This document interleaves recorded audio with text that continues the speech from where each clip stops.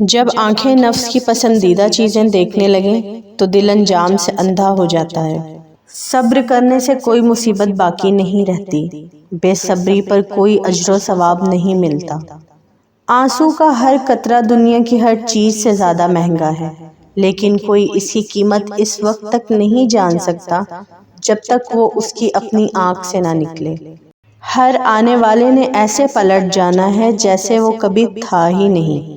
اس شخص پر تعجب ہے جو بدن کے تھوڑے سے دکھ اور تکلیف کے لیے مضر کھانوں سے پرہیز کرتا ہے اور آخرت کے سخت عذاب اور دکھ کے خیال سے گناہوں سے نہیں بچتا۔ جسے تمہاری اچھی یا بری عادت کی پرواہ نہیں وہ دشمن ہے، جو تمہاری اصلاح کی فکر کرتا ہے وہ سچا دوست ہے۔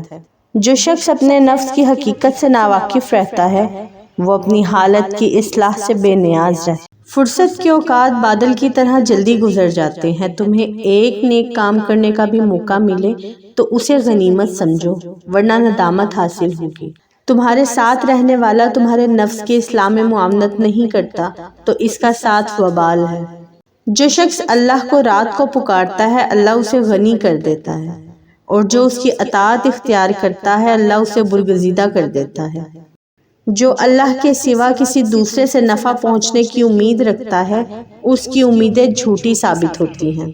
عاقل اپنے کام پر اور جاہل اپنی امیدوں پر بھروسہ کرتا ہے۔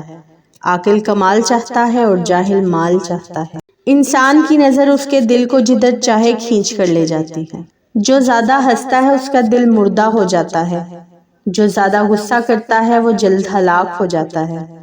چھری نے حضرت اسماعیل علیہ السلام کو نہیں کاٹا، آگ نے حضرت ابراہیم علیہ السلام کو نہیں جلایا، مچھلی نے یونس علیہ السلام کو نہیں کھایا، پانی نے موسیٰ علیہ السلام کو نہیں ڈبویا۔